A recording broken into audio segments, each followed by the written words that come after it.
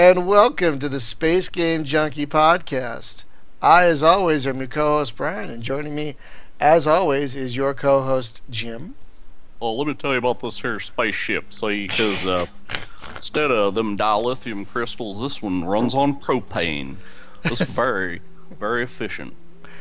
And your co-host Hunter. Have you ever been driving to work across space and gone, "Oh shit, I forgot my coffee. Time to turn around and warp back"? Have you ever been in a Turkish prison? Do you like gladiator movies? Yes. Hi guys, we're a little silly tonight. We have two guests joining us to talk about. I don't know what this is, but it's quality. What? you get what you pay for, people. Joining us, we have two guests joining us from Boston. Is that correct? Did I remember that right? Okay, awesome. Boston, Cambridge. Oh, Cambridge, as the car talk guys say it. You guys are the guys that went around in Boston and hid all those like LED Moonanite guys, right? Oh Totally, yeah. We got in trouble for it, but we had a great hair press conference, so it was kind of worth it. Yeah. Do you guys remember the Moonanite saga in Boston? Was that Co-hosts. Was that car? Aqua Teen. Yeah, Cartoon Yeah, Network. it was the Aqua Teen thing. Yeah, with people thought it was a terrorist attack. Totally. Something, And right? it kind of was. It was What? people from the internet. Anyways, the best part was the press conference they had afterwards, where they just talked about their hair. It was 80s haircut styles, I believe, and they were like they refused to field any questions off topic. Yeah. Oh my god. Thank God that Kim Kardashian was not implicated, because then they'd have just talked about her butt the entire time. And it's like Kim Kardashian changes hair color. It's like front page, and then like 5 pages back, it's like, oh, by the way, World War III started. You know? Yeah, I don't know if you guys watch John Oliver, but this past week it was an amazing thing. They were talking to us. They showed a clip where they were talking to a senator about this part of the Patriot Act that's about to be renewed. You know, I saw that. It's very important stuff. And then all of a sudden, sorry, Senator. It's a senator they're talking to. Breaking news. Sorry, Senator. We have to cut away because Justin Bieber has just been arrested or something like that. Like, seriously, they cut off a senator talking about... I saw that. It was the same clip where they interviewed Snowden, right? Yeah, Edward Snowden. Yeah, exactly. And that was news is entertainment, and entertainment is news. I get more news out of the Daily Show, John Oliver, and now the Nightly Show than... That's the problem, right? Because it really we is. actually get more solid news from People comedians. can't stand for that stuff. We do get more solid news from Canadians. I mean, Canadians. No, comedians. Like us. We bring the space news. I'm just saying... Well, in Canada. The Canadian broadcast... The CBC is doing an excellent... Have you guys ever watched The National on CBC with Peter Mansbridge? It's a national treasure up there. And it's an amazing show. Anyway, where are we going? I don't know. We have two guests who you've heard talking. Joining us from Boston, like I said, the members of Mob, M-O-B, Mob, not Mod, like the show, but Mob, Made Games, Chris Sheldon-Dante, and Andrew Richardson. Welcome, gentlemen. Hey! Hey, how's it going? And you guys are in the same room. We're not used to that sort of thing. Yeah, it's the two of us and a life-size cutout of Lieutenant Commander Worf. Yeah. What? Wait a second. You can put more than one person in a room? Well, dude, I drove all the way out here to hang out with Chris and you guys.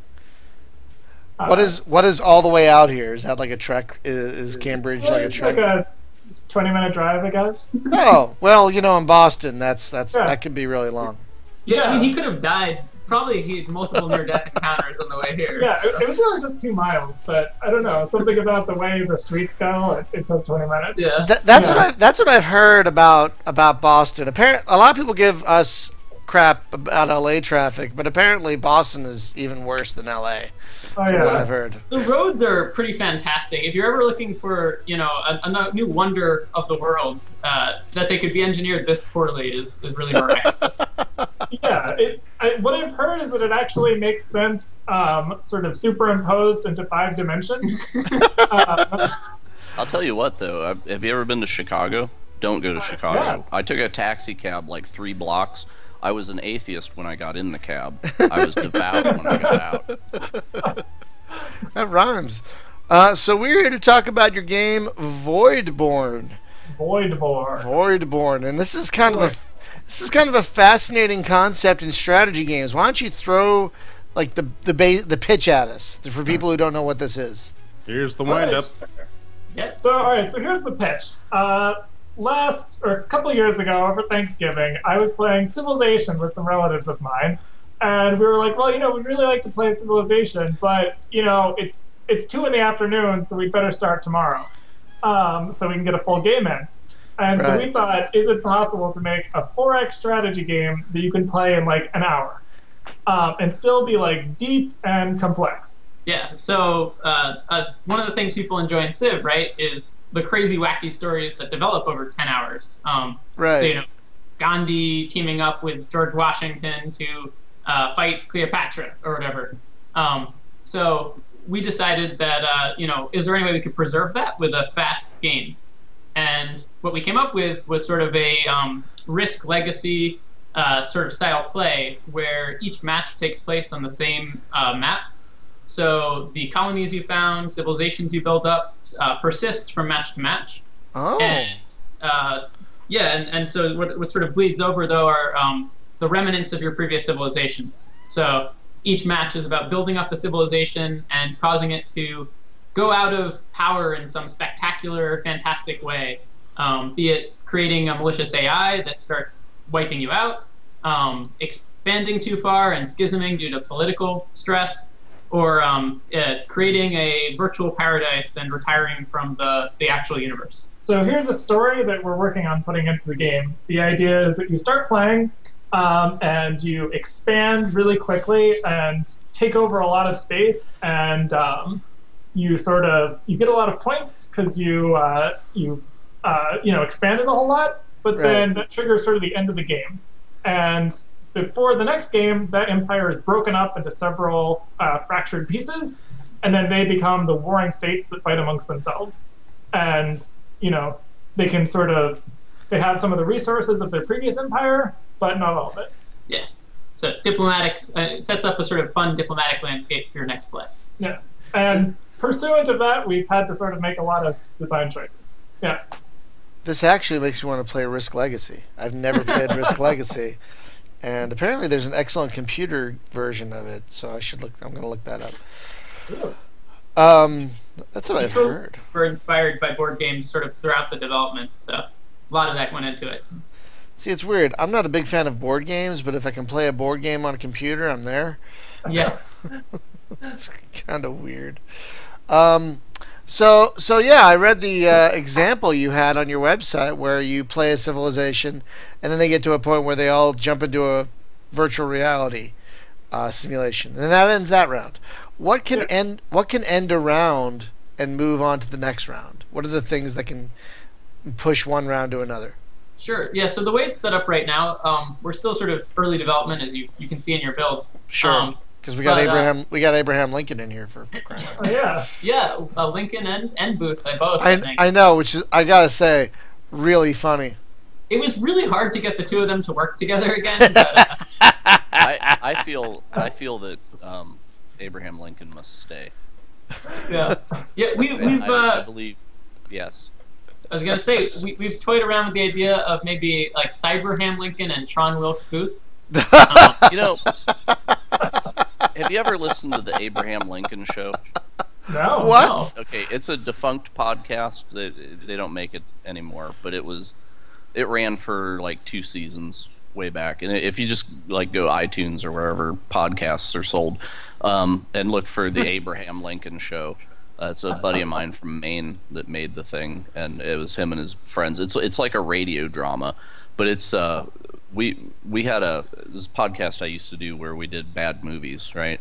And we did the Doctor Who movie from 1996, which apparently was terrible.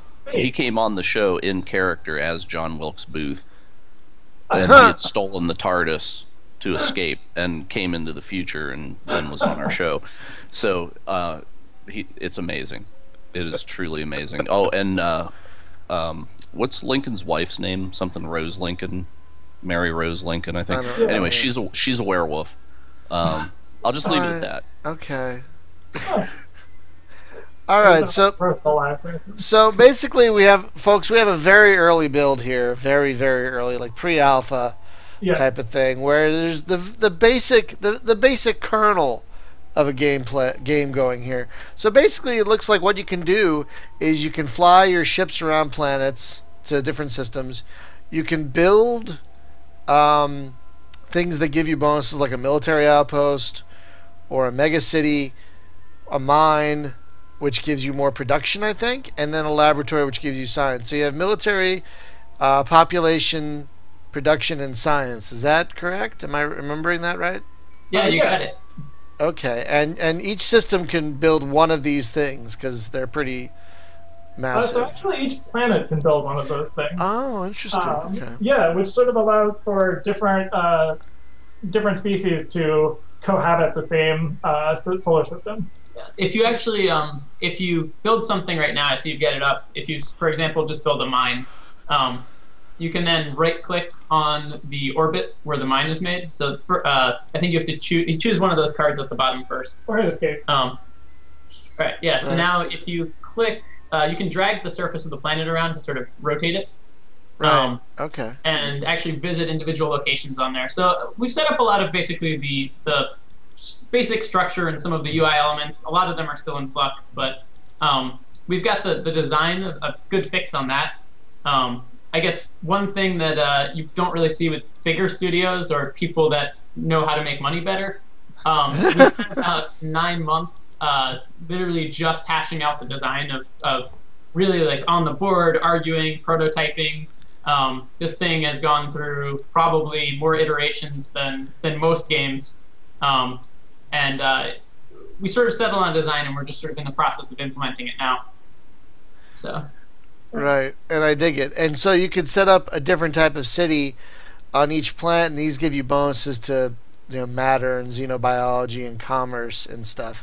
Mm-hmm. And let's see. So each planet looks like it has different bonuses on themselves, and there are different types of planets. It looks like. Yeah. So if you left click on a planet or on the double click on the sun, there we go. Yeah. There we go. So yeah, there's got to be a little delay on Twitch. But we have the sun, and then we have 2 planets, new Earth, and an asteroid belt. So we can go around these different systems and build all this stuff.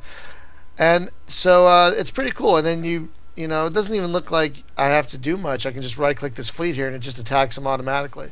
I love that I love that animation, by the way. Thank you. Yeah, it's all actually in scene. We're just sort of scaling the scaling elements of the scene and zooming the camera in. So nothing's cut scenes. It's all just sort of right in there. Oh, I like that. Oh, it's all in-game graphics? Yeah, this is all in game. Nothing's pre-recorded. I mean, obviously a lot of. If the graphics actually came out of the game and chased me around the room or something, wow. Yeah. With Oculus, maybe. Yeah, I think that's planned in one of their new firmware updates or something. Yeah, augmented reality. Yeah, one of the things we tried was having the camera sort of zoom into the action, but we found that we liked the direct cut a little bit better. Yeah, I like that better too, I gotta say. Now there's really no enemy AI right now. They just kind of sit there. Yeah, they will attack you. Because this is a demo, we've sort of souped up the player ships, so you will almost always instantly destroy things and suffer very little damage. Because it is a demo is also kind of a generous way of saying that the death mechanic right now may cause some critical game-breaking errors all over the place. So. Yeah. We mentioned that this is a very early pre-alpha. Yeah, I don't think we mentioned that yet. No. No, this is very, very pre-early alpha. Yeah, I apologize for that. The reason is you're talking to approximately the entire development team. Yeah, we do have some. We obviously have to mention we have some contractors who are helping us with the art, who we just sort of started working with to add ships and some 2D art as well. So that will be built out over the coming months. Oh no. Don't worry about it. If you tab between ships, it should recenter. or just move. That works. Now it looked like the scout here doesn't have all the same options that the battleship does. Let's see.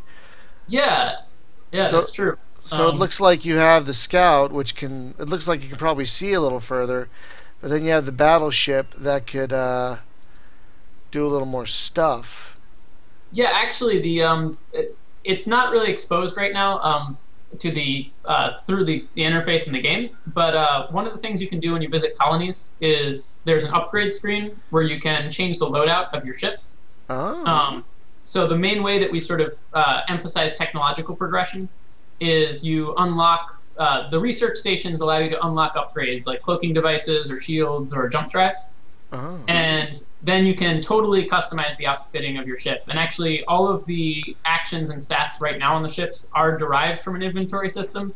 There's just no way to access it in game. So that's what I was trying to get to you before today, but we didn't quite get there. That's okay. So what are you gonna do?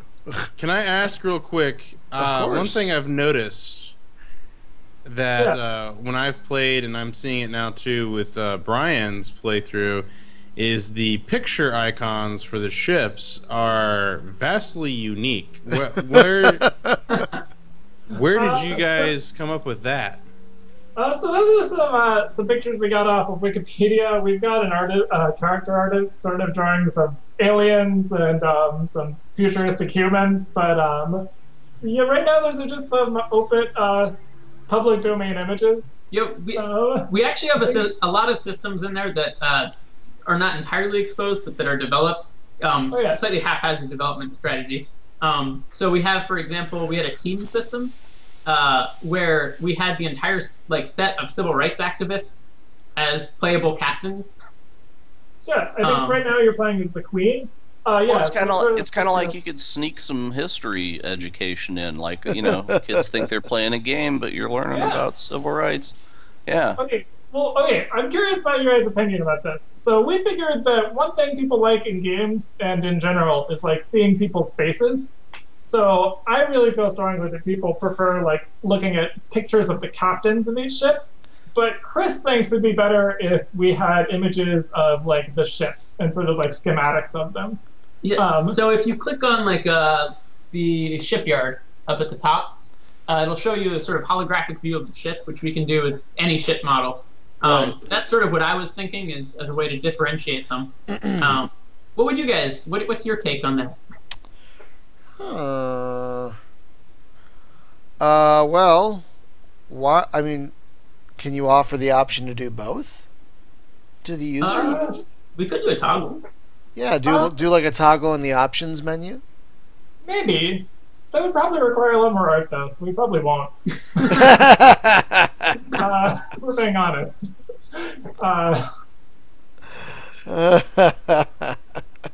Yeah, I'm kind of thinking the faces.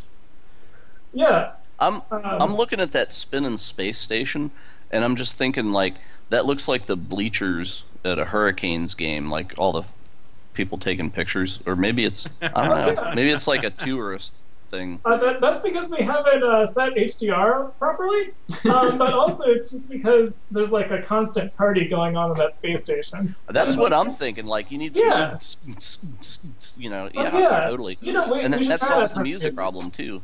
Yeah, we actually have a system for different music for different areas, so we totally could have some sweet techno blast in when you visit your station. Yeah, because it's the future. I like to imagine that pretty much everyone in the future is like partying constantly because they have machines to do all their work for them. Exactly, it's the Star Trek economy. It's like nobody has anything to do but go out and explore or whatever. I don't know. I'm thinking. Star Trek needed a lot more hippies or something. They did have that one episode with the hippies, but that didn't turn out well. Yeah, well, there's probably planets filled with billions of hippies, and they just don't interact with the Enterprise very much because they aren't like serious enough for Captain Picard to give them the time of day. Yeah. Well, they're not motivated, right? Because you can't even beam up off the couch. It's like, man, you ready to beam up? I guess so. I mean, or why go anywhere if you've got the holodecks, right? Just sort of sit there and let them do all the work. Yeah. Yeah, but that was if I had Barkley's a problem, holodeck, though, right? Yeah, holo addiction. It's a serious thing. Don't make fun of it. So right now, all these that holo addiction. Yeah, they talked about it with Barkley. Yeah. Oh, okay. Because man, if I had a holodeck, I would totally.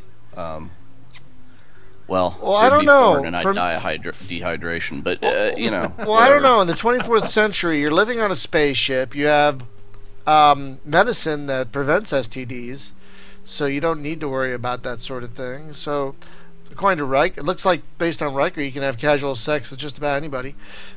Even a chair.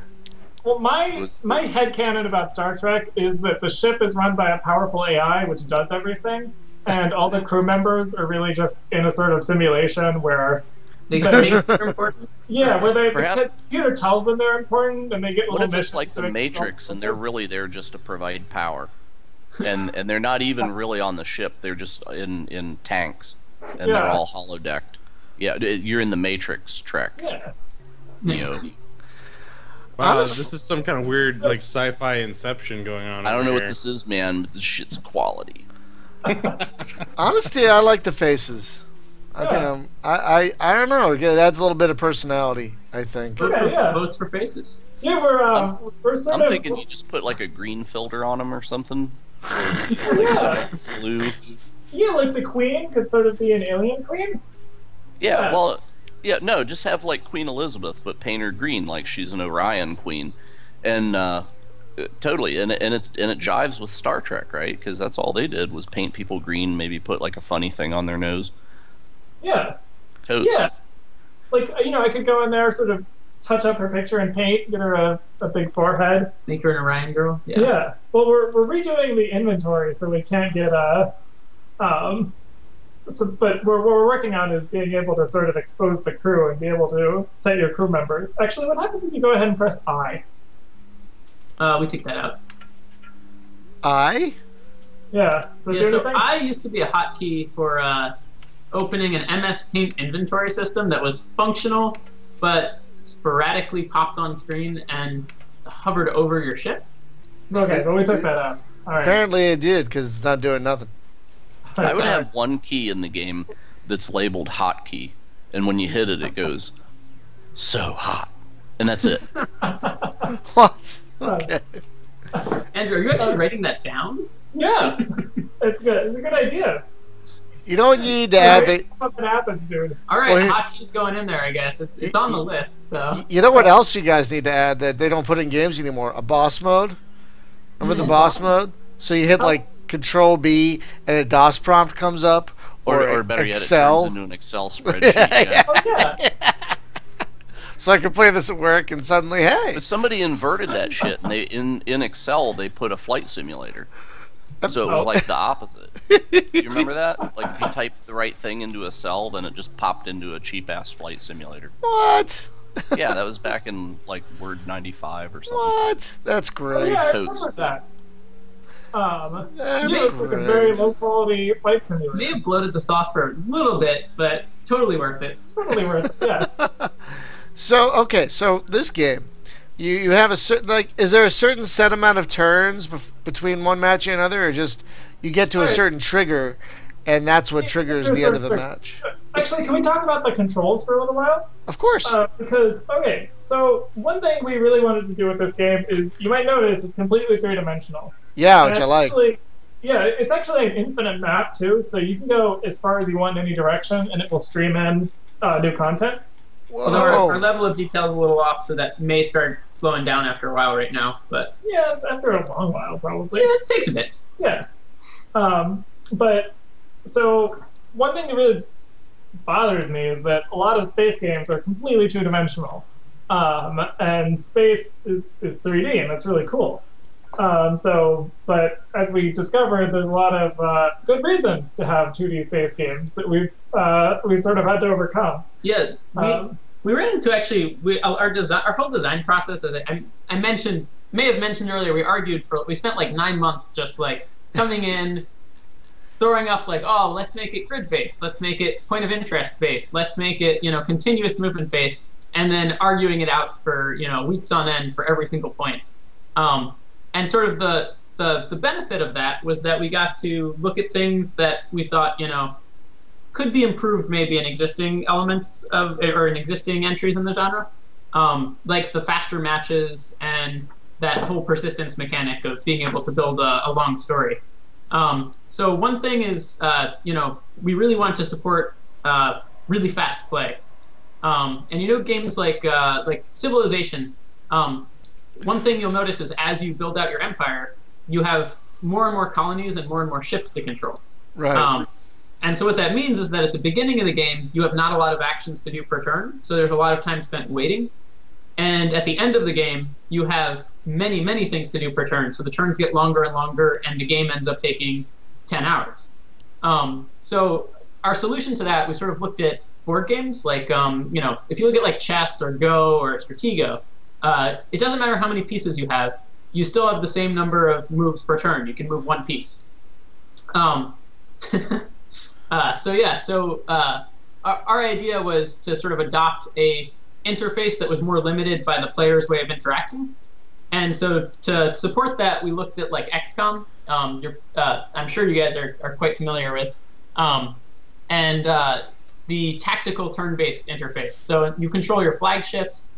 They each have a set number of action points per turn, although that can change with gear. And once you exhaust that, it moves on to the next player. And the advantage is it keeps play really fast, because at the beginning of the game, you have about the same number of actions as you do at the end of the game. So each turn, relatively constant length from start to end. Okay. Yeah. And so basically all the colonies are sort of build and not forget about them, but they sort of run themselves. They do a lot of tactical bonuses. So like the military one, it's not just a passive bonus. It actually will intercept any enemy ships that fly within a certain range of it. So we're still working on the displays for that. So I think it's probably just going to be a red-colored senso bubble, sort of like what you have right now.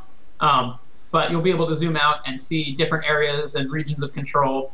The mines net you that income. The resource colonies unlock new upgrades for your ships and new equipment. And then it's all about expanding through space, exploring, and eventually leading to those sort of pre-authored end conditions. And we actually have a system for just adding to that, so we plan to continue building that out even after release with sort of new exciting ways to end play. That's cool. Yeah, because I love that. I love that idea, because like you might have like I'm thinking you might have a military coup, and like you have one faction becomes two, and that's your next game, and you're one of those factions. Yeah, exactly. Yeah, and it could be something like a military coup, but the another fun part of it is because there's so many different ways to sort of go out of play. It gives the sort of players a lot of choice in terms of how the world develops. If you do that heavy research robotics route, you may create that AI that everyone has to deal with. That's kind of going and assimilating worlds like the Borg or the replicators in Stargate. Oh, very nice. And all these universes are procedurally generated. Yeah, so this is all totally procedural. Right now, we haven't started as much with building out the content because we've been working on the tech. Right. So the big thing is right now we mostly have stars, but you can totally expect black holes, little wormholes that connect areas. We actually took out one thing we had previously because it wasn't quite the way we wanted it to work, but we are adding volumetric nebulas. So you'll actually be able to hide your ships in those and give some tactical cover. Very nice. And the combat right now is one-hit kill, but the plan is to go in the XCOM direction and have an intercept action, so you can sort of set your ships up to respond during the enemy's turn. Oh, very awesome. Now, I wanted to ask about these buttons down at the bottom here. Right now I've got a scout, and I obviously know what the move, attack, and build buttons do. I've been playing with them, but what does explore and heal do? What do they do? Sure. So explore is the action that you use to investigate the current system. It sort of takes you into orbit and lets you go to that managing the different locations view. The plan is that the actions right now disappear, but we're probably going to actually carry those in so that there are certain surface actions like bombard, or that's where you would actually build new colonies. Okay. You need to click the buttons. If you right-click, the mouse cursor changes to be sensitive. So if you mouse over your current ship, it'll change to heal. Right-click, and it'll change to heal. Yeah. So it's a context-sensitive thing, so that most of the time you can right-click, but if you have multiple actions you could do towards a single target, then you can just select it in that menu and lock it in. So, for example, the heal button will probably be sort of send out repair drones to repair allied ships or repair yourself. Okay. And that'll add some new tactical elements as well. And Explorer is an interesting one. I'm curious to get your guys' opinion on this.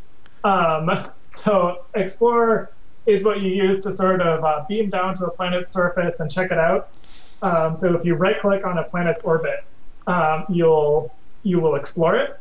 So if you zoom in a little bit and then right-click on one of the orbits. Yeah, I think they did that a little bit earlier. But and so that sort of allows you to see what's on the planet's surface and read about it and investigate it as a potential place to build or talk to people on the planet's surface. And right now, just bomb them from orbit. Because that's really what I'm about. Yeah, that's definitely a planned feature. So right now, the only action that works, and it uses a separate menu, which is kind of weird. So we're going to change that. Is you can the colonization can happen when you go into that Explore view, but we're totally planning on adding a bombard button just as soon as we have the bandwidth.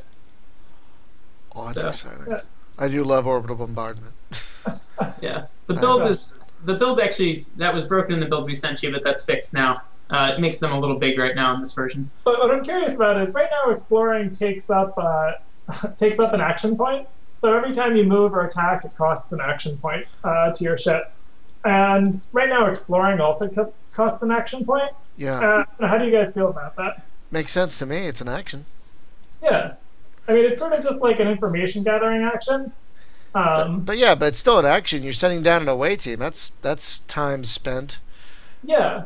Cool. That's sort of how I look at it. But from a game design perspective, it might bother people that it costs action points to do that. But at the same time, we sort of hope it'll make the game a little bit faster. Maybe discourage people from exploring constantly. Yeah. Right. Now I noticed this particular build has 3 different factions. You got you guys, you have the red guys, who I guess are the enemy, and the blue guys.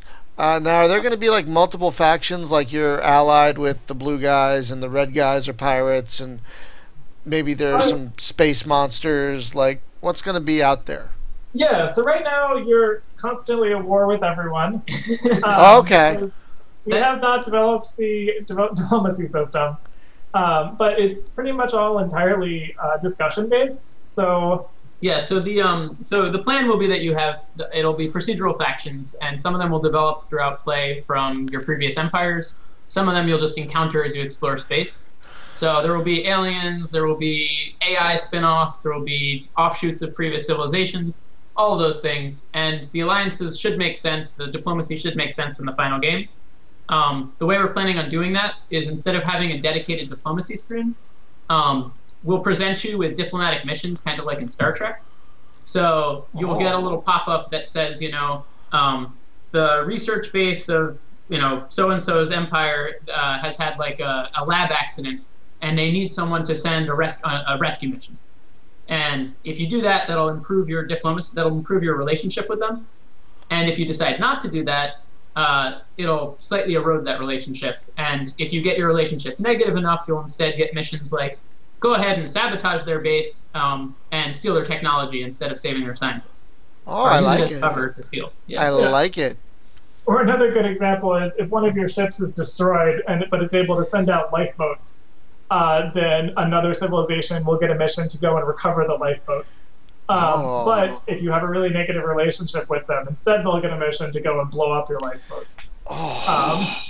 And so you either get into like a negative death spiral of hate and warfare, or into like a positive, happy relationship where you both just do each other favors. Yeah, and the plan is to also incorporate that with the victory conditions, so like or the end game conditions. So, for example, you could get in that positive spiral and eventually forge like a Federation-style alliance, and that would bring about the end of One Age because it's a major change in the powers that are playing in that era of the universe. Yeah, and so that's one way that we're working on procedurally generating missions is based on your relations with the civilizations around you. Nice. And why can't I hear myself? That's weird. I can try muting it on my end if that helps on the mic. Let me see. Yeah. Anyways, you know what you could do? You could tap the Twitter API and just randomly grab a tweet, and that could be like a transmission from the planet. And then based on the tweet, you decide whether you're going to bomb them or not. Because there's a lot of people I'd like to bomb. And, a lot of good content that way? huh? Do you think we get a lot of good content that way using random tweets? You get a lot of interesting content that way. Yeah, you get some really strange shit, that's for sure. You would definitely hear about Kim Kardashian at least once a game. In fact, I would put an alien race in called the Kardashians, and it would be like I feel like aliens. There's definitely like. Is it the Cardassians or the Kardashians? Oh. See, well, depends. Do you know of any games that use social media for content? None. Okay. So that's a niche market right there. That sounds like great, Totally. I mean, you could just grab some random crap. Although our buddy Klifsky wrote that. What did he make it? No, he published it, wasn't it? The red shirt thing. He didn't write it, right? So he put Red Shirt is like the only game that I know of that has social media in it, but it simulates it. Oh.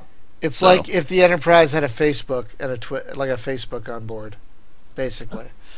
Yeah, it's hilarious because it's true. That's awesome. I do like this little touch where, like if you move the map around, the ship kind of changes the direction of where you're moving, of which way you're moving there. Yeah. Some people said they found that a little bit confusing because they're not able to use the ship as an anchor, but that's sort of to emphasize the selected ship. Yeah, we still have to put some transition animations in there. So right now it just sort of flips back and forth based on which direction you're going. I like that. I think what we're gonna have it at least have like a little thruster that causes it to sort of spin when you. Instead of just instantly snapping back and forth, we'll do a little animation there just to keep it more fluid. But, this is. I'm sure you guys are familiar with Homeworld. This is sort of similar controls. It's 3D. In 3D, yeah. So it's like focused on the same ship. Actually, in a lot of the early builds, we had sort of panning-based controls where you could focus the camera anywhere. We had some wild controls early on. Oh, we did, yeah. But we ended up sort of just only being able to rotate around your current ship to keep things focused. Yeah. What do you think? No, I like the way it is now. I kind of like how it's kind of focused on the systems rather than the ships. Yeah. And because your ships are what gets you from system to system, but the systems, those are your choke points. Those are your that's how you generate resources and get anything done. So yeah, it makes sense to me. Yeah, cool. Yeah. And the bubble sort of around your ship represents like short-range sensors. Yeah, it totally makes sense. Yeah, that totally makes sense. If you zoom out a little, occasionally, I think you may have killed the enemy ships, but in theory, there's also a long-range sensor which picks up little blips for enemies at the moment. Yeah. So we have a lot of systems that are sort of in there that are in need of a little polish, but we'll be able to convey a lot of information to the player that way in the final build. Right. I think you hunted down and killed all of your enemies. Sorry, go on.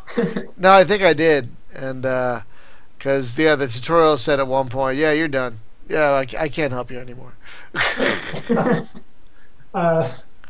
It's the tutorial system though is pretty similar to basically how we the underlying system is what we'll use for missions, where you have indicators for various places to go. Or objectives. So we plan on adding, things like defend this for some number of turns, or I know everyone loves escort missions. They're like super popular, right? So. Yeah. Everyone the escort missions are the best. Yeah, they're just people's favorite. So I just wish there was a game that's all it was escort missions. If I had time, I would make a free space campaign in Fred 2 that was just escort mission after escort mission. The struggle is real. yeah. It would be so great. I hate to say this, but you might actually want to quit the game, press Q, and restart it Okay. to spawn more enemies. Okay, no problem. Yeah. Q. Yeah. Ooh, okay. Now we got a blank screen. Oh god, gotta load again. Ah, All right. dead air. Okay, come on. It shouldn't take too long to load again. No, it won't. It won't take too long. Yeah. It won't take too long. Come on, buddy. Oh wait, it's minimized. No. Come on. What are you doing? Oh, there it goes. Okay. Yeah, it's gonna load all those art assets. Yeah, all those the sweet Oh yeah. many art assets that we have. Now, so that mission thing you were talking about—that's what these planets with the Weird chevron. the exclamation point is. That's what that's going to be. Yeah, Exactly. so what we were going for is a sort of FTL-style mission system, where some systems are mission critical, and when you go to them, you get some dialogue, and We'll also use that to sort of give you special things for a mission. Like, as I said, the ships are equipable, so you might get like a cloaking drive and then a mission to sneak into some location. So we can really use that to add sort of variety and a little bit of storytelling in there as well. yeah, Very nice. Very nice. And those will all be randomly generated as well. Yeah, we'll have a mix. A lot of it will be sort of authored content, but it'll randomly fit the current situation in the universe. So it'll pick factions and pick a lot of the details out procedurally. yeah. So it's authored content that it tries to match to your situation. Very nice. Let's see, what am I... Oh, we got 2 different factions in one system here. Yeah. Interesting. Yeah, actually right now there's a lot of things that don't have limits. Like in theory, we can just keep adding both human and AI players.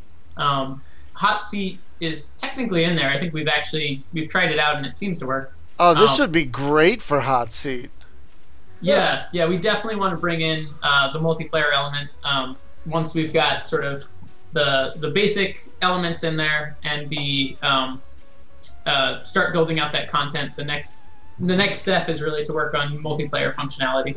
Hot seats in there sort of by default, just the way we have it set up. But Right. we'd like to do some online stuff as well, just so you can connect to a session remotely. Yeah, this because of the quick playing nature of this game, I could totally see it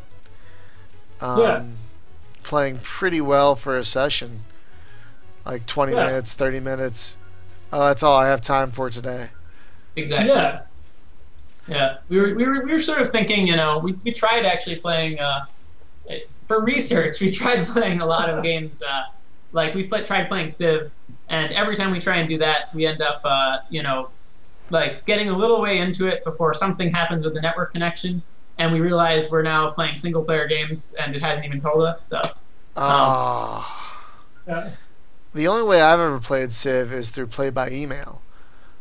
Yeah, I've actually heard about that. I really want to try that. It sounds like a good way to do it because it's it's such a slow paced game. Yeah, it really works. It's called Giant Multiplayer Robot or something like that, and that's for Civ 5 at least, and it works really well. I could see play by email working well for this too.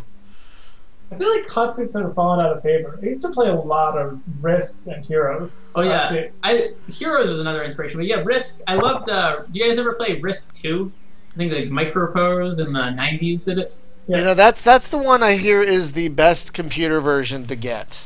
Yes, I love that. I honestly probably have bought like 10 copies of that game over the years and lost all but maybe one in my hopefully CD case over here. And it's held up very well because it's essentially a board game. It's like very abstract. Yeah, some games just hold up really well over the years, and strategy games are definitely one of them. Yeah. Yeah, that game was simultaneous turns. We discussed simultaneous turns actually when we were making this. So as I said, there's not actually in terms of design, there's not a decision in here that was just made arbitrarily.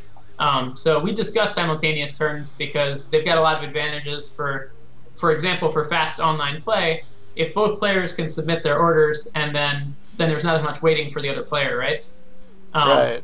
So we definitely discussed that as a possibility, but the downside is you don't get that instant feedback of seeing your ship attack when you tell it to, and also just from a development timeline thing, it takes longer because you have to sort of figure out all the different interactions of different actions and set up for each of those uniquely. Have you guys talked about like the max amount of players you're gonna have for this? For multiplayer, I guess it would really sort of depend on the mode. I feel like for we haven't put a hard number on that. I think that's something we'll definitely test in sort of beta and when we're letting more people actually try the finished product. But I'm sort of the opinion that we probably want to keep it a low number, so there's not a lot of waiting for other players to complete their turns. Probably like 4. Yeah. Yeah, that's probably right. Yeah, although something interesting that we've done is, as part of the decline mechanic, we have sort of a lot of smaller races, smaller factions, and also some larger factions that are just not competing for points. Because this is a points-based game, you can see the points total you have right now in the upper left-hand corner. Right. And that's, it's really sort of like, I play a lot of board games like Settlers of Catan or Dominion that are, and I think victory points are one thing that, mostly it's in there to encourage non-aggressive strategies so that you can get points for, pursuing science or diplomacy or building wonders. Yeah, so you've seen the kill shots, which are sort of an homage to XCOM with where it zooms in with the camera when you take a gunshot. Right. What we're planning on actually that whole system. We have a whole system developed for adding those. It's relatively surprisingly easy to do actually. We're planning on adding them for things like colonization too. So when you take that colonize action, it'll show your ship launching some pods down to the surface, or show your exploration vessel launching a probe out. So you'll get some nice sort of cinematic feedback to the different actions that you take as you explore. Oh, very nice. What do you guys think of pink suns? It makes sense to me. Why not? I don't judge based on color. Yeah, I don't see color. I don't see color. People tell me I'm white, and I believe them. Sorry, stealing a Stephen Colbert-ism. Someone in the chat mentioned the Foundation series, and I would say that's one of my favorite books. God, it's been so long since I've read. Yeah, I was a teenager when I read those. That's how long it's been for me. Yeah, I really feel like the 4X genre is about the rise and fall of empires, and not enough games in the genre have like the fall of empires as something that you. That's very true. That's very true. I think it's one of the reasons Empire of the Fading Suns is still such an amazing game. Even oh my god, it's almost 20 years after it came out, isn't it? Yeah. Have you guys read the book The Moat in God's Eye? I have heard that book is extremely good. It sounds familiar. Given the theme of your game, it is something you should read because it is specifically about it's about a race that has their civilization rises and falls very rapidly because they reproduce very fast and they can't leave their planet. So they're in a cycle of like Armageddon every 200 years or so. And and it's like they bomb themselves back to the Stone Age and then they're back to the Space Age within 200 years and do it again. That's pretty awesome.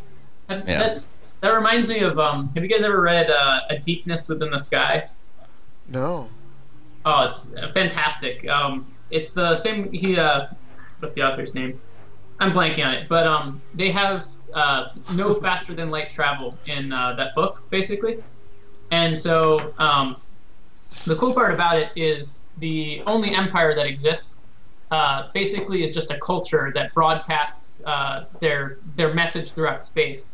And individual societies on planets will rise to power and stay stable for some thousands of years before they eventually have some catastrophic downfall. So it's about these ships that sort of move from system to system and travel between these unstable local governments that sometimes are in these great high points and sometimes are bombed back to the feudal era. That sounds pretty fascinating. What's it called again? It's called A Deepness Within the Sky. It's by the same. I think the more famous book is A Fire Upon the Deep. Let me see if I can find the name of that. I'm looking on the Kindle store right now. Werner Vinge. That's who did it. Yeah, someone in chat has that. Awesome. I'm all about finding new books to read. Yeah, so Chris read that book sort of at the beginning of our work on this game, and we thought, could we do a space game with realistic, because Chris is like a physics major, really into hard science, so we thought, could we do a space game that has no faster than light travel? We decided that we could, but for this one, I think we're not going to, at least not as the only game mode. If we do it, it'll be sort of a specialized campaign. And if you do it in real time, then you only need to really make the first level. Yeah. It's like, just come back. You got about 2,000 years before you hit another civilization. So there was actually a game we had on the show that was it Slower Than Light, Jim? Remember that? I think that was the name of it, because we had the Mac build, and we also had the Oh, cool. Something like that. No, that was a different one. That was a different one. What was that book again? I'm sorry. Was it kind of like Eve, or? No, it was Crusader Kingsy, if I recall. Oh. Yeah, some folks are actually making, a couple folks are actually making Crusader Kings in space, which is exciting. Well, that's awesome. I know. We haven't. So it was Slower Than Light. And it's slowerthanlightgame.com is his site. Yeah. And he just updated Did he? April 15th of 2014. It's been a long time. Oh, shit. Sorry, what was the name of that book again? I cannot find it on the Kindle store. Sorry, it was A Deepness in the Sky, I believe. It might not be on Kindle. You could probably get the original, which is A Fire Upon the Deep, that one's usually on like the top 100 lists for sci-fi. You mean I'd have to buy a real book? Oh, wait, no, there's actually a series. I found it. It's a series. Yeah. I think it's the one I'm recommending is the second in the series. They're all good, and the first one, the two I've read so far are good. But I liked the second one because it had a little bit more of that hard sci-fi slant that I go for. I'm definitely sending myself a sample of the first book. I always start a series in the first book, no matter what. Fair enough. Yeah. Hey, so Brian, what pictures did you get this time when you started up this new game? Oh, it looks like Maya Angelou. Uh-huh. And a pirate. And it looks like either a pirate or a conquistador. No, I think she's a famous pirate. Oh, okay. And something. It looks like Maya Angelou or someone like Maya Angelou. Yeah. And a pirate. Yeah. So the battleship is a pirate. Yeah. The battleship is a pirate. And wow. The battleship is a pirate, and the scout is apparently Maya Angelou. So sure, why not?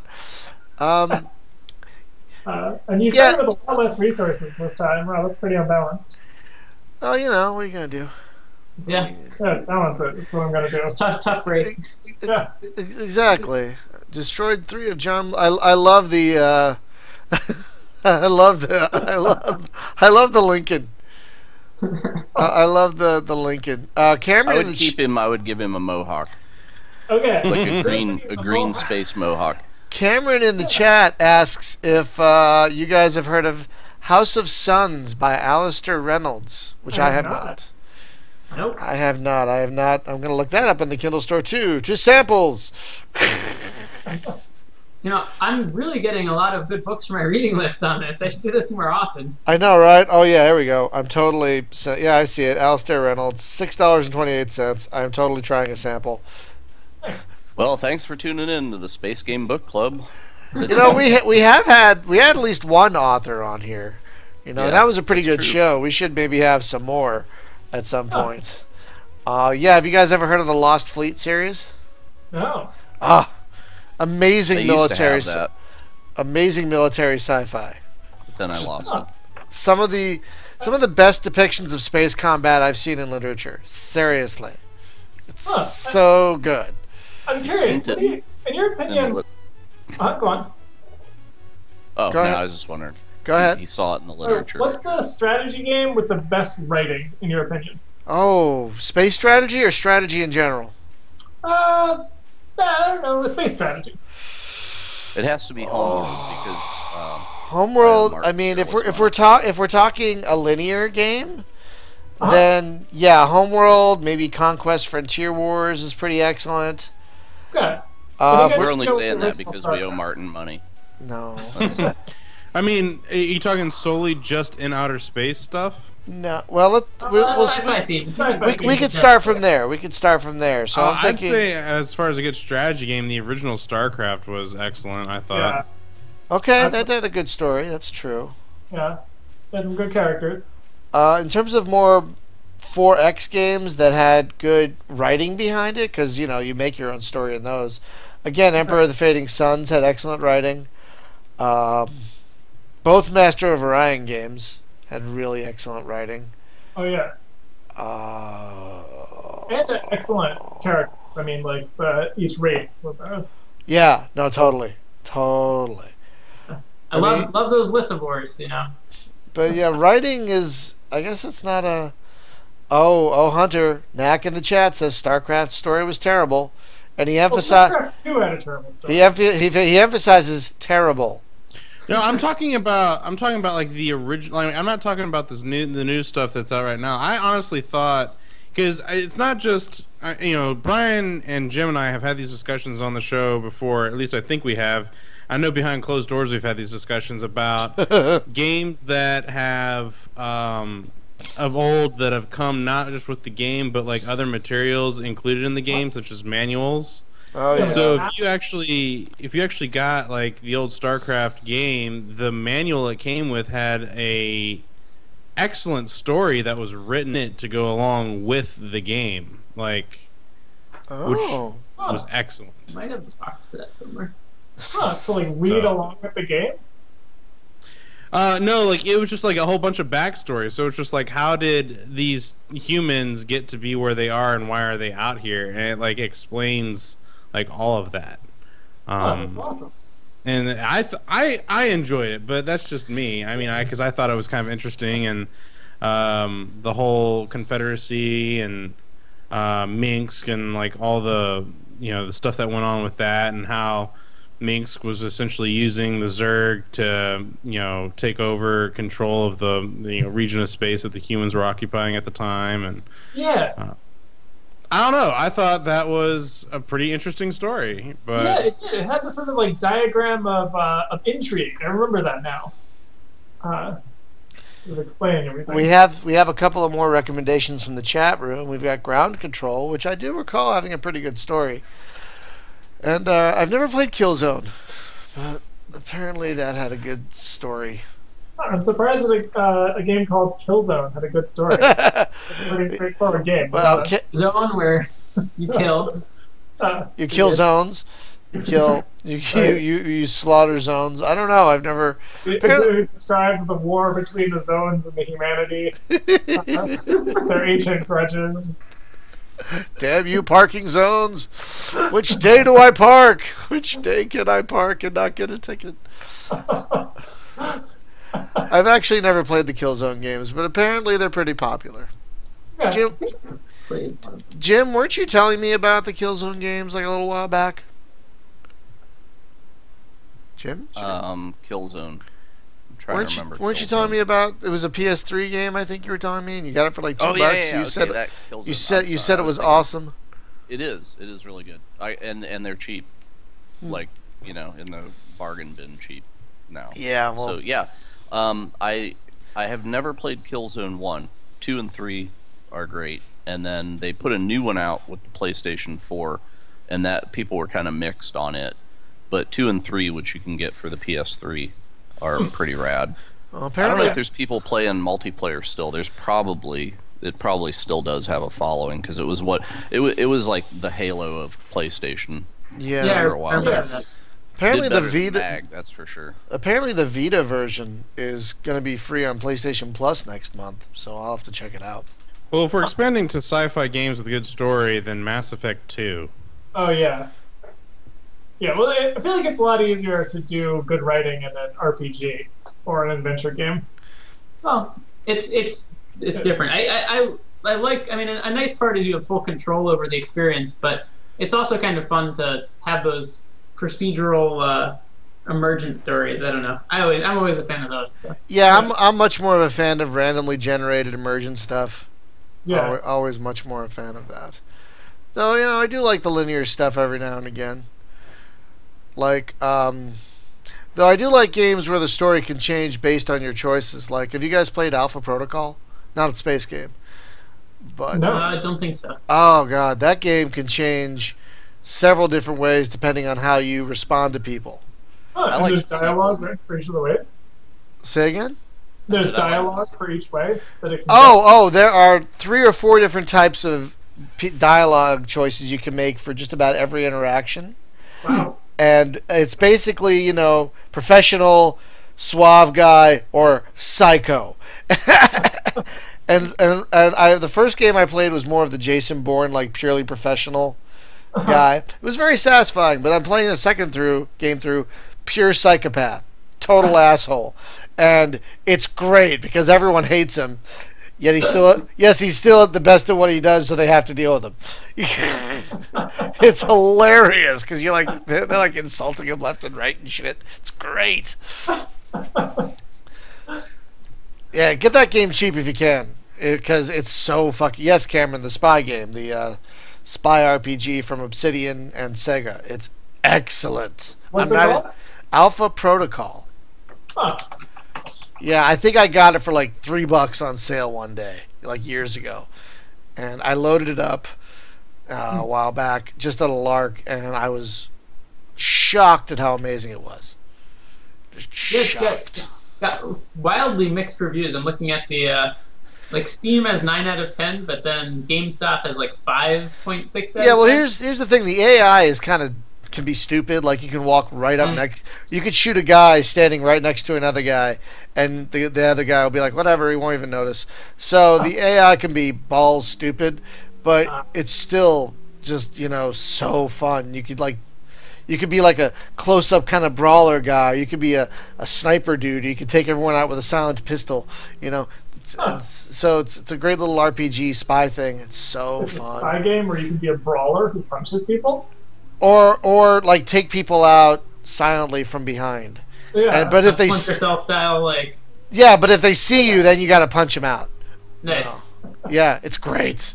But yeah, that kind I love that kind of story too, where it's even though it's kind of linear, you still have a lot of choice in how things end up. A lot of variation. Yeah, that's sort of what we were going for with the missions. Actually, was that we can have a lot of like linear little plots that we can put in, so we have a lot of control over those. We can make them kind of any cool, fun sci-fi plot that we've encountered. We can sort of find our way to tell that. But then, because your choices sort of have these lasting impacts on how the world progresses, it fits together in a very sort of player-driven way. Which I like. I like how the different results between sessions really create a unique universe every time you play, because it's not going to end up everywhere at the same time. Exactly, yeah. So like each player will have their own sort of history to their universe.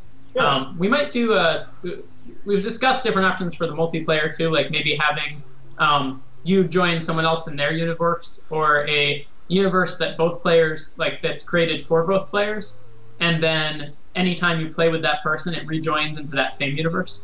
Oh, I like that idea. So there's sort of a lot of fun potential with the multiplayer there. Yeah, and a couple things we're working on are like terraforming and the ability to build Dyson spheres or ring worlds. Dyson spheres. But also to straight up destroy stars. So we're making one action to destroy a star system and another action to condense a star system out of a nebula. What if it was a Dyson sphere and it actually vacuumed up the planets? No, that's Mega Mate. She's gone from suck to blow. Yes. Oh, it's Unicron. Oh God, that's not Unicron. Jesus Christ. I kind of want to have a ship that's so big that it steals planets. But Chris is into hard sci-fi, and he won't let me put that in the game. What? So yeah, dude, you could like hijack a planet and then like drive around and and like spin it out elsewhere. Like running into other planets and stuff. It'd be like GTA. Yeah, or like just take a whole bunch of planets and put them in your system. Did you guys ever see Invader Zim? Yeah, they steal a planet in that one. Right? There's an episode where they steal planet. There's like a race that steals planets to feed them into their sun. It's pretty excellent. Oh, I'd love it if you could take a planet and then knock it into another planet like billiard balls and then destroy the other planet.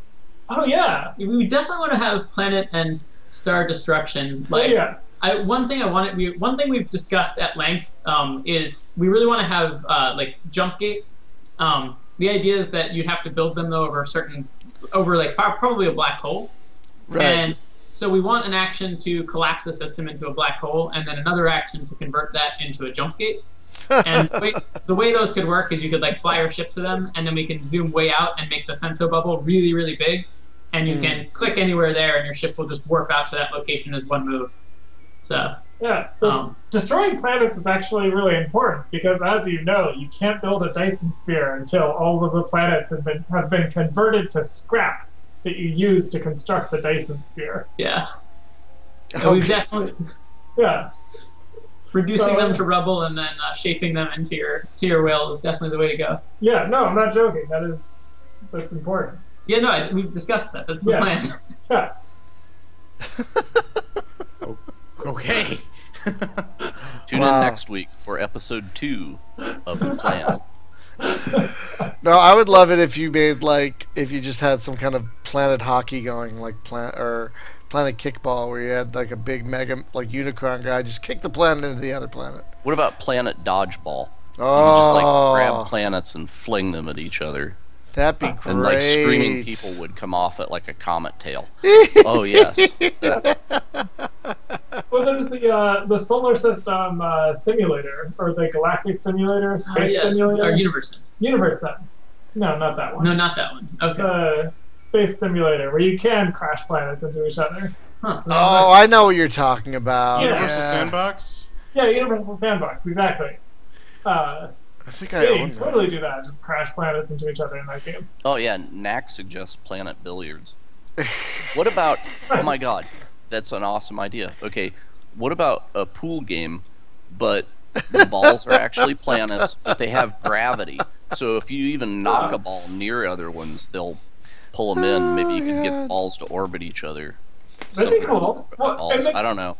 Some cool trick shots that way. Yeah, well, in the course of making this game, we've wondered, what if we just took other classic games, but made them in 3D? So what do you think about 3D billiards? Ooh, I kind of love it. Yeah, it would take place in sort of a box. Obviously, in real life, it'd be difficult to set up. Not least because it'd be difficult to stick your pull cue through the box that they were in. But I think in a video game form, it could really work. That could totally work. Yeah. Set up a room. Oh yeah. Yeah. Yeah, it would be a room where you turn the gravity off, and then it's like this is your play area where you could. Yeah. The enemy's gate is open, and no, that's a different. I don't know why we never saw them playing 3D billiards on Star Trek. I know they had 3D chess apparently. Why not 3D billiards? Yeah. By the way, did you get my joke there? Yes, Ender's Game. Yeah, Ender's Game joke. Yeah. Okay. Yeah. Oh, I just want to make sure that didn't get by. Is that from the movie? Because I never saw. No, that's from the book. From the book. God, I haven't read the book. I haven't read the book in so long. Did they make a game based on the movie, in the book? No. A game where you play in battle school? You'd think the they movie would. made the book so much better. Yeah, but it's an obvious tie with the movie. Oh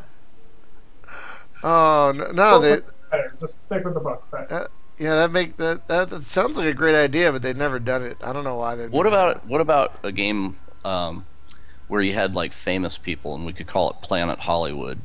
No, I think that's already taken. I don't know. But they like fight to the Wow. Wow. Wow. Anyway, So these resources at the top, I mentioned them earlier. What exactly are their function? You got VPs here, which I'm guessing are some kind of victory points, I guess. So victory points are. So the short answer is, at the moment, they don't really have a point. Okay. Well, yeah, sure. Right now, all the buildings are free because the resources system is broken. I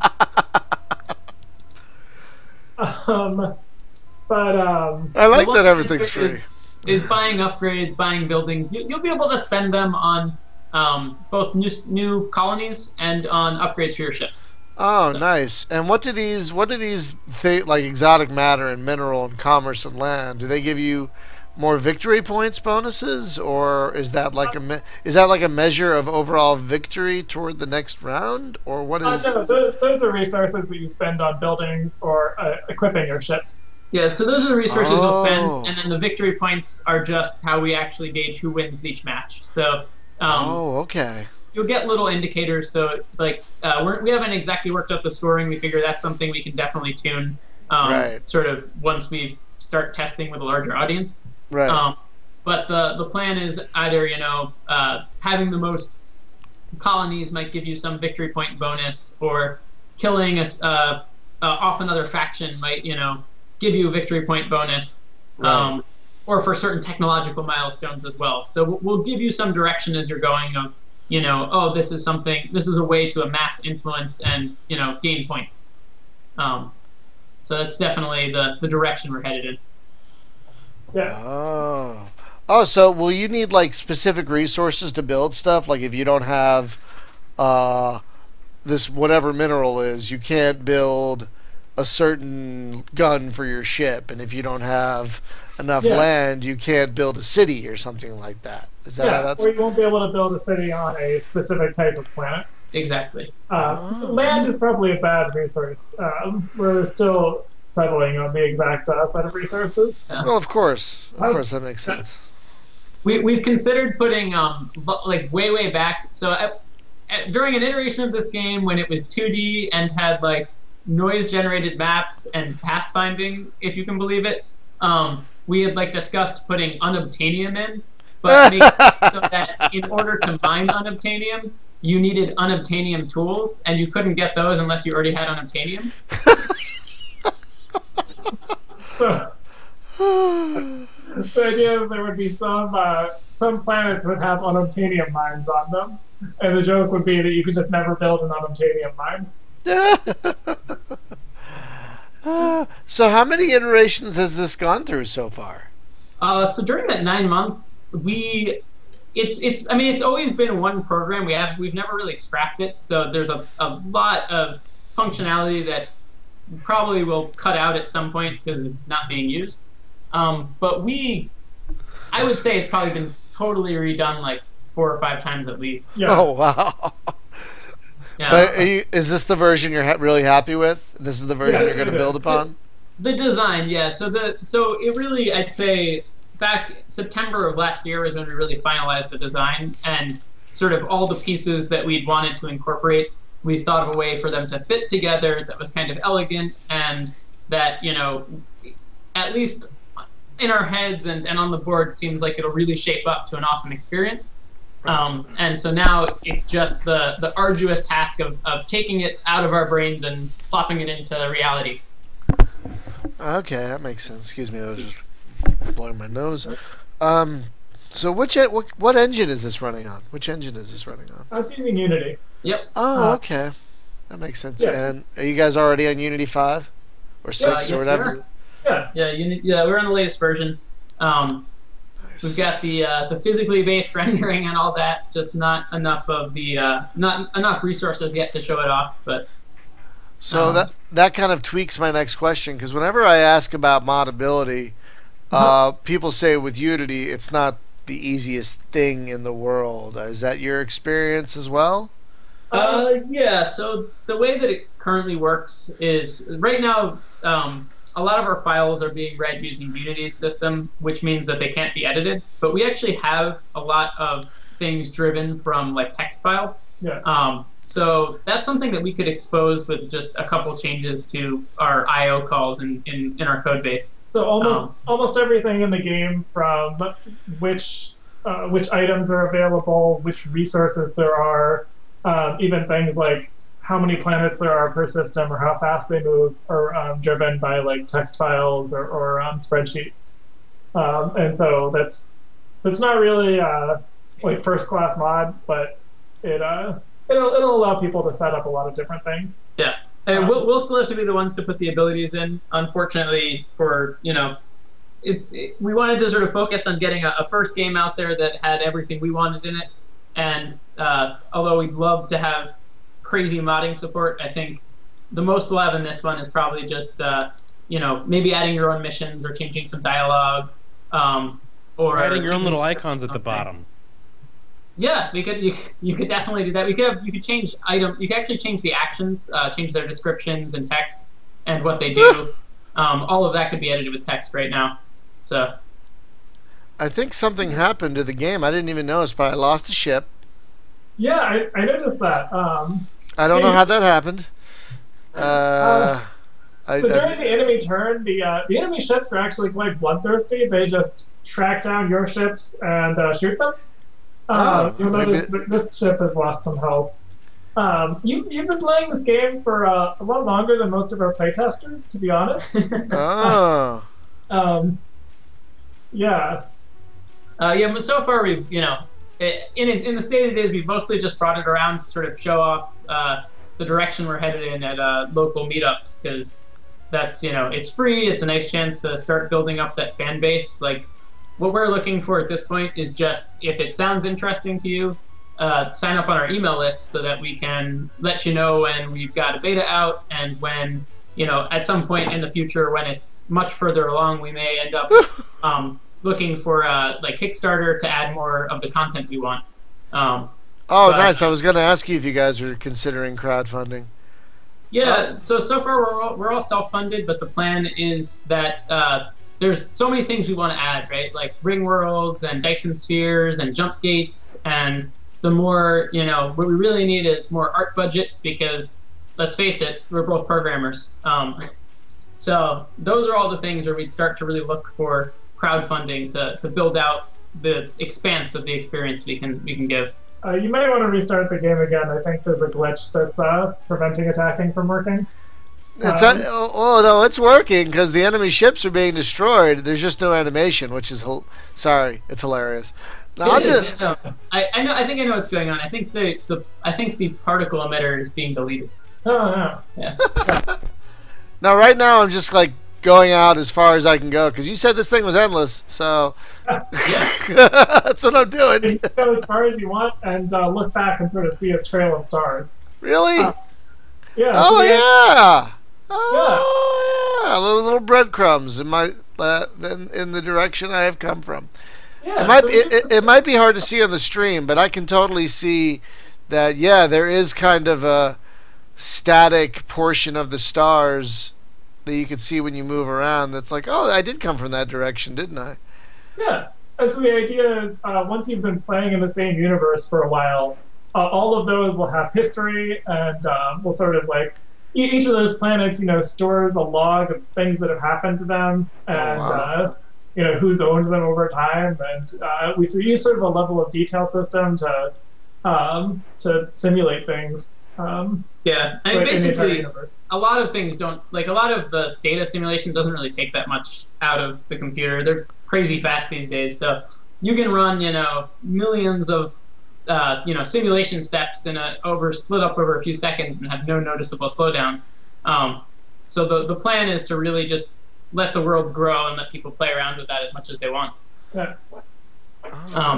What you will notice right now, though, is probably the sprites that are rendering right now are using a pretty slow, it's not using the particle system. So that's one change that we're planning on making, which should make it much more robust. So, we've tested that with 50,000 particles, but you'll probably notice slowdowns if you keep going in one direction long enough right now. I did. It is getting a little chunky. Yeah. That's just because the way it's representing the distant stars isn't using that particle engine. Yeah. Yeah, it's definitely slowing down. Okay, I'll start again. Sorry about that. No, it's okay. Again, early access, people. Yeah, like early pre-alpha. Not even all the features are in yet. That's right, but it's got a direction. So. Well, yeah, I mean that's kind of why we love doing this show. Is we get to see how the sausage is made. Yeah. Speaking for myself, I love it. Come on, game. Come on, game. There we go. That picture that you tweeted me. No. What? Okay. What, Jim? What? What? I don't know what you're saying. What? Nothing. What? What? Huh? What? What? Kill it. Kill it. Uh, There we go. It works again. Awesome. Those are nice explosions. I do dig you those sounded explosions. a lot like the characters in Oddworld there. No, it's Hunter's does a great version of Darth Vader when his wingman gets shot off in the Death Star trench. Oh That no! was a glitch. You totally just zoomed the planet there. Yeehaw! I need to make like a ringtone of that for whenever I get an SMS on my phone. It'll just be like, what? That'll be Hunter's specific tone. Oh man. So, are you guys going to release a demo to the general public, either with the Kickstarter or just along with the... we are. Yeah, so when we first talked to you, we said we were going to be doing a Kickstarter right now. We're not, but hopefully in a couple months, or a few months, the idea is we're going to release a demo. And the idea for the demo is we're just going to make a game where your mission is to blow up a bunch of stars. Well, and that's gonna be sort of the demo, because I think we can give spoilers for the demo. I mean, that's okay, right? Do you guys mind spoilers for the demo? No. It's gonna be great. Yeah. So the demo, you're going to actually lead a science vessel to a research facility. And these are Space Game Junkie exclusive spoilers. Yeah, Space Game Junkie exclusive. So you lead it to a research facility located outside a black hole, and it's a really bleak, depressing universe that we start you in. The whole universe is dying from heat death, and like everything's boring and kind of crappy, and things are winding down. Stars are winking out, and you're leading this here. You're just a mercenary getting paid to do a job. But it turns out that what you're actually doing is you're delivering a device to some scientists who are trying to recreate the Big Bang to reset the universe. Oh. So we're totally going to jump the shark, and the first tutorial will be you blowing up the entire universe to create a new one. And then that's totally the lead-in for the ability to say in the same universe, or from the menu, you'll be able to sort of access that Big Bang mechanic to spawn a new universe to play in case players want to start fresh. Yeah. Oh, I like it. Yeah.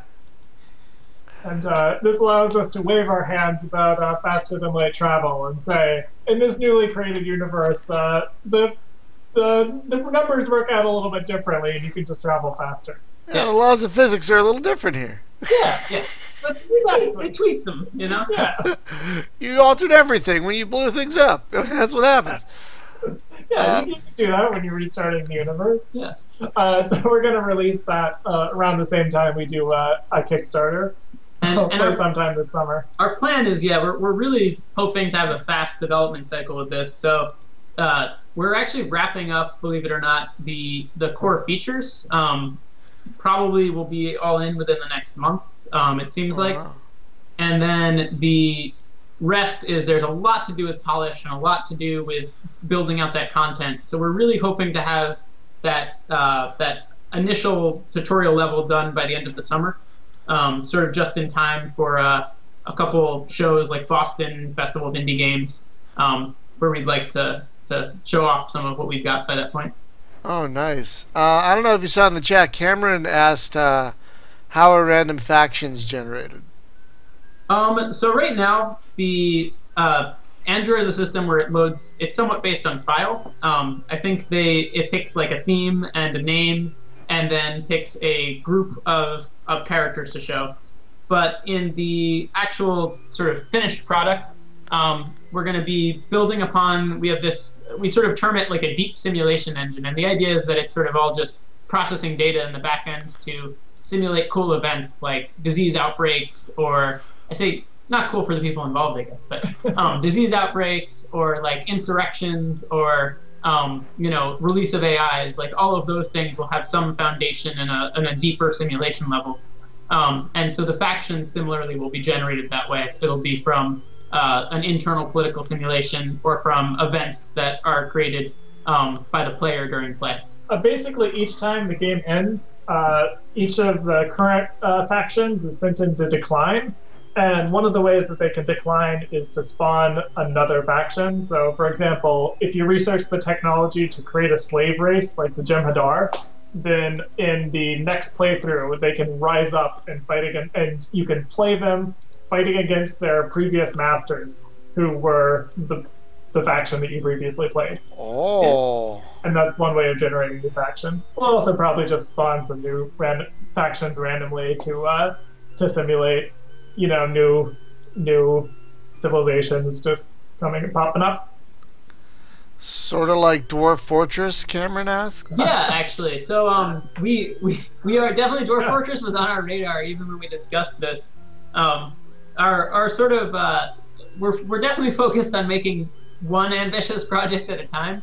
But one of the things we discussed really early on is what we think would be really interesting is to use a 4X game like this as sort of a engine for simulating a more interactive world for other types of games, like a base management game or an RPG. So even though it's totally unnecessary to this particular game, what we've done is we've separated all of the game logic and simulation from the way that it's displayed to the player. And the plan is that at some future point we can copy all of that game logic over or copy it with some modifications and use that. Oh wow, that's pretty nice.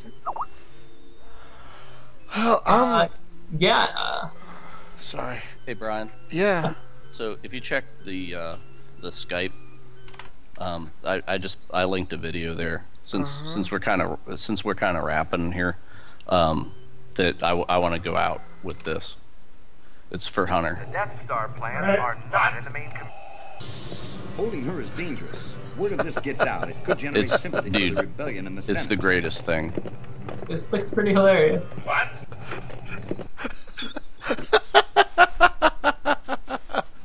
But we have to share this with everybody. So just put it up there.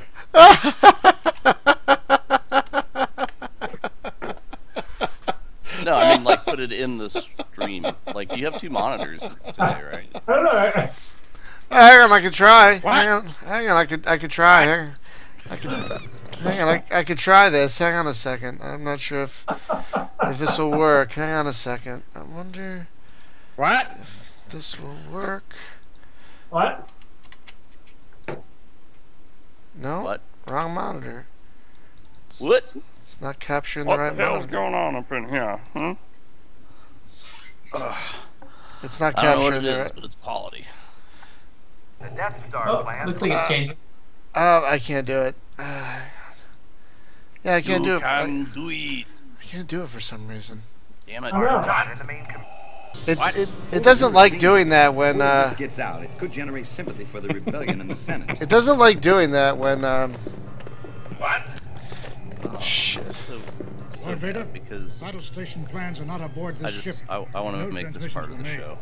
An escape pod was Yeah, jettisoned the to Princess reconfirm. Leia bit. No life bombs were aboard. She's like, what? What? If the rebels have obtained a complete technical readout of the station, it is possible, however unlikely, that they might find a weakness and exploit it. What? Oh The god. station is now the ultimate Oh, God. power in the universe. I can't. Voidborne back again. I can't even. I can't. We have an emergency alert. Oh wait, there it is. Block AA plan. Hang on, I got it. Hang on, let's do this. Right. Oh crap! Why is it doing? The Death Star plans are not in the Ads. main. Holding her is dangerous. Word of this Commercial. gets out, it could generate sympathy for the rebellion in the Senate. Oh, What? Lord Vader, Battle station plans are not aboard this ship. Oh, No transmissions that's were made. perhaps the greatest thing that I've Escape ever pod is contributed. jettisoned through the This is tunnel. amazing. No life forms were aboard. What? If the rebels have obtained a complete technical readout of the station, it is possible, however unlikely, that they might find a weakness and exploit it. Oh my god. Anyway, we should wrap this up because we're just This giggling. station is now. This is what the fuck? Oh god. Oh god. Okay. Oh, you broke me. You fucking broke me. I can't do it. Shut up. Shut up. I can't take it. Sorry, guys. I can usually keep it together better. All right.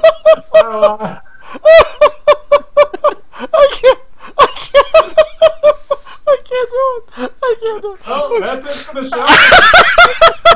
Apparently hilarious. Okay. What? Shut up, Andre. Shut up.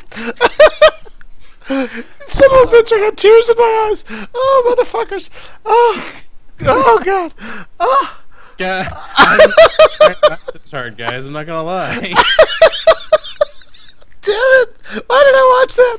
Oh God, it broke me. Oh God. Guys, I'm sorry. I'm usually trying to be more professional than this. I can't stop. That's what post-processing is for, I right? can't stop. I can't stop. Okay, okay. Ah. I my can't God. stop. Shut up, Hunter. Shut up. Damn you. Okay. Tune in next week when we'll have 3 hours of sandstorm. Oh, gentlemen. Okay. Oh, okay. Whew. Okay. All right. Gentlemen, Chris, Andrew, I want to, because it's late where you guys are, I want to thank you for taking the time to stop by and talk to us about your really nifty strategy game concept. And I really like where this is going. I like the idea of these short sessions that end up being a larger meta game that you can play on a coffee break or with a friend over a few turns. I really like. Unique. We're excited to see how it turns out too.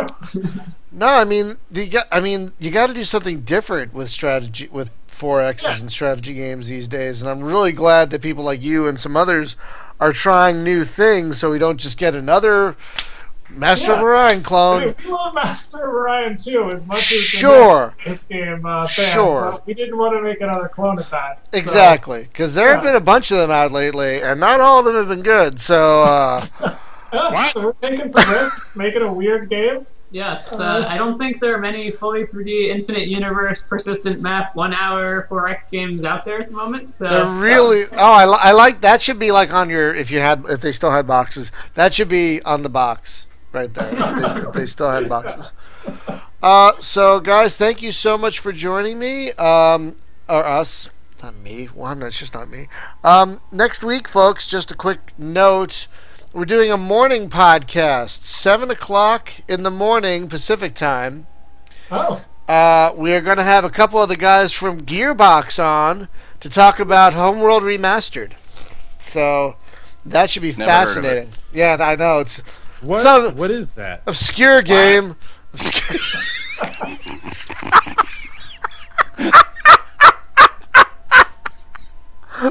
you! Fuck you, son of a bitch! God damn! So yeah. Morning show next week, Gearbox, Homeworld Remastered, good stuff. Yeah. Do they speak English and what? Stop it! That's gonna be the subtitle. Say what again, motherfucker? Say it one more fucking time. Oh, guys, thank you so much for joining us, Hunter, Jim. Thank you. Holy shit, I gotta watch that whole video. So I won't be on for the next 3 weeks. Oh, that's right. You're getting married. I am getting married. When is the wedding? Congrats, dude. Yeah. Do 2 morning shows. You guys are doing 2 morning. Thank you. Thank you very much. Be here for no more than 3 weeks. Oh yeah. 2 morning shows in a row is what we're doing, and I unfortunately can't do morning shows because of my Yeah, but sorry, man. Can't be helped. No, it's cool. It's cool. So and then my honeymoon is the third week that I will be not available. Where are you going for your honeymoon? I ain't telling. Come on. Cleveland. You ever notice that's the answer nobody gives? I'm going to Cleveland. We're going to Canada, because Canada is for lovers. What's that smell? Cleveland. Oh, Canada. I hear it's not so bad. Yeah, Canada's pretty awesome from what I No, understand. we're going up north. Wait, what was that? What was that, guys? What did you Poutine say? and Tim Hortons. That's what you got to do while you're in Canada. Yeah. I've heard Tim Hortons is amazing. Yeah, and poutine is sounds like a big as sporting well. goods store. I think you get cheeseburgers there. No, right? apparently it's a combination of In-N-Out and Dunkin' Donuts that is apparently like amazing. Yeah, but they sell poutine. No, we're actually going up to Chicago and hitting at museums and all that kind of stuff up in that area. Cool. So I will not be here for 3 weeks, but I'm looking forward to back. Well, yeah, I mean, we wish you all the best. We hope your wedding goes wonderfully, as I'm sure it will, and that your honeymoon is great and safe. And we will see you back in 3 weeks, Hunter. But Jim and I will be slogging through without you, sadly, doing our best to keep things young and hip without you, because we're old and crotchety. What? So, I don't think I have any left in me. I think I'm done. I can't even laugh at that anymore. I think dehydrated from all the tears. I think I am. I just Get don't some have Gatorade, man. Get some Waterade.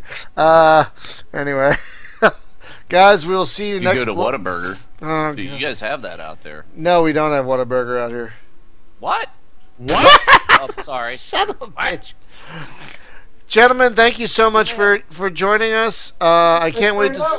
I can't wait to see how your game progresses over the next however long until release. We can have you back once it's closer to release. Well, if I can plug that'd be great. you can check it out on voidborne.com. I'll definitely be linking to that in the show notes. Not a problem. Yeah, we'll be posting videos as it develops. And we'll definitely get you back when we're a little bit further along with the development and show you how things have shaped up. I can't wait to see it. Thank you, everyone, the stream, for watching. Thank you, everyone, for listening. We'll see you next week. Goodbye.